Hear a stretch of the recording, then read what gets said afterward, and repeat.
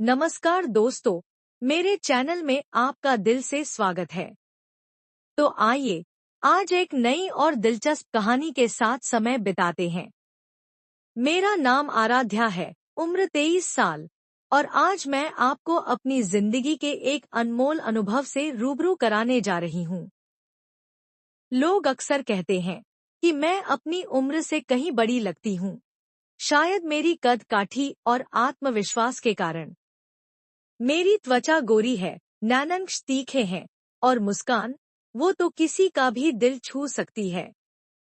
मेरी शारीरिक संरचना संतुलित है, न ज्यादा पतली, न मोटी। यही वजह है कि कभी कभी मुझे लगता है कि लोग मुझे ज्यादा गौर से देखते हैं, कभी तारीफों में, कभी जिज्ञासा में। मैं एक छोटे से गांव की साधारण लड़की हूँ, जहाँ जिंदगी अपने तरीके से चलती रहती है। घर के कामकाज में माँ का हाथ बटाती हूँ, और सलवार सूट पहनना मेरी आदत है। मेरी पढ़ाई 10वीं तक ही हो पाई थी, और तब से मेरा जीवन घर और आसपास के माहौल तक ही सीमित रहा। लोग मुझे साधारण, सीधी सादी और संस्कारी लड़की समझते थे। मैं भी खुद को कुछ खास नहीं मानती थी, न ज्यादा होशियार, न कोई बड़े सपने देखने वाली। लेकिन कभी कभी हमें जो लगता है वह सच नहीं होता। कुछ महीने पहले एक अनुभव ने मेरी जिंदगी को पूरी तरह से बदल डाला। उस वक्त मेरी मुलाकात अशोक भैया से हुई। वह मेरे लिए सिर्फ एक दोस्त नहीं, बल्कि एक ऐसा इंसान थे जिनसे मुझे एक नई सीख मिली। उस वक्त मुझे अकेलापन महसूस हो रहा था, और अशोक भैया के साथ बिताए पल मेरे दिल को सुकून देते थे। शुरुआत में मुझे उनके साथ समय बिताने में कुछ अजीब सा लगता था, लेकिन धीरे धीरे यह सब सामान्य हो गया। हमने एक ऐसा रूटीन बना लिया था कि जैसे ही मौका मिलता, हम दोनों एक दूसरे के साथ समय बिताने के लिए बेताब हो जाते थे। हालांकि कभी कभी डर भी लगता था कि कहीं कोई देख न ले, क्योंकि अशोक भैया हमेशा मुझे दीदी कहकर ही बुलाते थे, और मैं उम्र में उनसे थोड़ी बड़ी थी। एक दिन, एक शाम जब मैं और अशोक भैया मामी के घर जा रहे थे, तब अचानक एक घटना ने मेरी जिंदगी की दिशा बदल दी। रास्ते में घना अंधेरा हो गया था, और जब हम घर लौटे तो देखा कि मामा रसोई में थे और मामी बिस्तर पर लेटी हुई थी। मेरे लिए वह एक सामान्य रात की शुरुआत थी, लेकिन अशोक भैया की छोटी सी बात ने मुझे सोचने पर मजबूर कर दिया। उस रात, जब मैं और अशोक भैया साथ में खाना खा रहे थे, तो उनका व्यवहार कुछ अलग सा था। उन्होंने मुझे अपने कमरे में सोने के लिए कहा, और मैं असहज महसूस करते हुए भी मान गई। लेकिन कुछ देर बाद, उनका मुझसे कुछ खास बातें करने का तरीका और मेरी प्रतिक्रिया, दोनों ही मुझे एक नए मोड़ पर ले आए। सिर्फ इतनी सी बातों से ही हमारी दोस्ती और रिश्ते की परिभाषा बदलने लगी थी। एक दिन, जब मैं बाथरूम में थी और अशोक भैया उसी वक्त नहा रहे थे, तो वह पल मेरे लिए बहुत शर्मिंदगी का कारण बना। मैंने खुद को बहुत संभाला, लेकिन उस घटना ने मेरे भीतर कुछ नया जगा दिया। बाद में, जब मैंने उनसे माफी मांगी, तब मैंने महसूस किया कि इस रिश्ते में कुछ तो है, जो शब्दों से कह पाना मुश्किल था। हम दोनों के बीच की दूरी और नजदीकी, दोनों ही हमारी समझ को बदलने लगे थे। अब हमारे रिश्ते में एक नई समझ और सम्मान था, जो दोनों की तरफ से एक नई दिशा में जा रहा था। मम्मी रसोई का काम खत्म करने के बाद, खाने के बाद मैंने मामी के पास जाकर उनके साथ बातचीत शुरू कर दी। मामी की तबीयत का हालचाल पूछने लगी। तभी मम्मी ने मुझसे कहा, हम दोनों पास के घर में मिलने जा रहे हैं, तुम और अशोक यहीं रहो।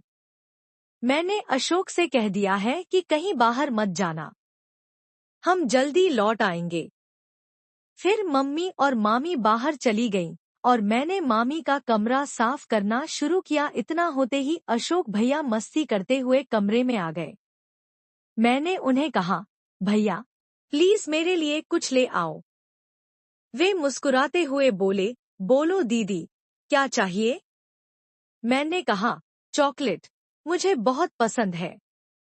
अशोक भैया हंसी के साथ बोले, ठीक है, तुम सफाई करो, मैं चॉकलेट लेकर आता हूँ।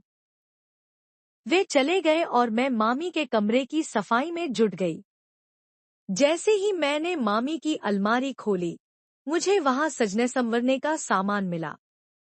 मुझे भी साज सज्जा का शौक था, इसलिए मैंने मामी का मेकअप इस्तेमाल करना शुरू कर दिया।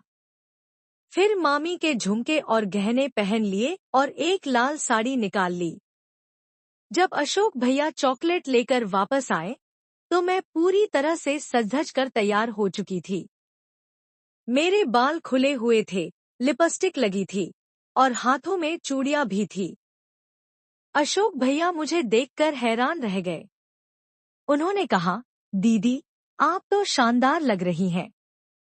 मैंने चॉकलेट ली और बिस्तर पर बैठकर खाने लगी। अशोक भैया पास में बैठ गए और उनकी नजरें मुझसे हट ही नहीं रही थी। मैंने कहा, भैया, इतना मत देखो, मुझे असहज लग रहा है। वे हंसते हुए बोले, क्या करूं दीदी, आप साड़ी में इतनी सुंदर लग रही हो, जैसे कोई परी हो। फिर मजाक करते हुए बोले, मन कर रहा है कि आपको अपनी दुल्हन बना लूं। मुझे समझ में आ गया कि उस समय उनके मन में क्या चल रहा था, लेकिन मैंने हल्की हंसी के साथ बात को दूसरी ओर मोड़ दिया। मैंने मजाक में कहा, तो फिर रुक क्यों गए? बताओ, मुझे पत्नी बनाकर क्या करोगे? वे थोड़ा हंसकर बोले, रहने दो दीदी, मुझे पता है, तुम जानबूझकर यह पूछ रही हो। मैंने फिर कहा, तो क्या तुम अपनी दीदी का फायदा उठाना चाहते हो? अगर मम्मी को पता चल गया तो क्या होगा? अशोक भैया ने जवाब दिया, इतनी चिंता मत करो, हम तो घर में ही हैं और किसी को पता नहीं चलेगा। तुम बस एक बार हाँ कह दो, मैं सब संभाल लूंगा। मैंने मुस्कुराते हुए कहा, तो पहले बताओ, तुम यह सब साड़ी देखकर कह रहे हो या पहले से ही सोच रहे थे? अशोक भैया हंसकर बोले, सच कहूं तो, जब से तुम आई हो, तब से ऐसा लग रहा है। अगर तुम एक बार मान जाओ, तो सब आसान हो जाएगा। मैंने मजाक में कहा, ठीक है, जब तुम चाहो, मैं तुम्हारी बात मान लूंगी, लेकिन तुम्हें अपनी जिम्मेदारी ठीक से निभानी होगी। अशोक भैया बहुत खुश होकर बोले, थैंक यू दीदी, मुझे पता था तुम मुझे ना नहीं कहोगी। तुम सच में सबसे अच्छी हो। मैंने कहा, रुको, इतनी तारीफ करने की जरूरत नहीं है, और हाँ, शाम को मेरे लिए और चॉकलेट लाना मत भूलना। जब वे बाहर गए, तो मुझे थोड़ी असहजता महसूस हुई, लेकिन जब वे वापस आए, मैंने कहा, अशोक भैया, इस वक्त मुझे थोड़ी परेशानी हो रही है, शाम को इस बारे में बात करेंगे। लेकिन अशोक भैया मेरी बात मानने को तैयार नहीं थे। उन्होंने शांत स्वर में कहा, दीदी, इतनी चिंता क्यों कर रही हो? डरने की कोई बात नहीं है, सब ठीक हो जाएगा। अगर तुम्हें असुविधा हो रही है, तो आंखें बंद कर लो। तभी दरवाजे पर दस्तक हुई और हम दोनों डर गए। थोड़ी देर बाद मम्मी की आवाज आई, कोई है कमरे में? मैं तुरंत बिस्तर से उठ गई क्योंकि मैं साड़ी में पूरी तरह से सज-धज कर तैयार थी और अशोक भैया का मूड भी खराब हो गया था। मैंने जल्दी से उन्हें कमरे से बाहर किया और खुद भी साड़ी उतारकर सामान्य कपड़े पहन लिए। जब मम्मी और मामी घर वापस आईं, तो मैंने उन्हें चाय दी। फिर मम्मी काम में लग गई और मैं बरामदे में लेट गई। कुछ देर बाद मैंने देखा कि अशोक भैया कहीं नहीं दिख रहे हैं, और जब मैंने उन्हें ढूंढा, तो वह हाथ धोने जा रहे थे। उनके चेहरे पर गुस्सा और नाखुशी का संकेत था। मैंने हंसी के साथ कहा, क्या हुआ, इतने उदास क्यों हो? अशोक भैया हंसी में बोले, अगर तुम मेरी जगह होती तो तुम भी ऐसी ही करती। तुम लड़की हो, इसलिए इतनी बातें कर रही हो। मैंने हंसते हुए कहा, ठीक है भैया, बस थोड़ा इंतजार करो। रात होने पर तो कोई डिस्टर्ब नहीं करेगा। मम्मी ने आवाज दी, तुम दोनों की बातें खत्म हो गईं? थोड़ी मदद करोगे? मैं जवाब देने के लिए उठ खड़ी हुई और जाते जाते मजाक में बोली, अशोक भैया, याद रखना, अगर चॉकलेट नहीं मिला तो मैं भी कुछ नहीं दूंगी।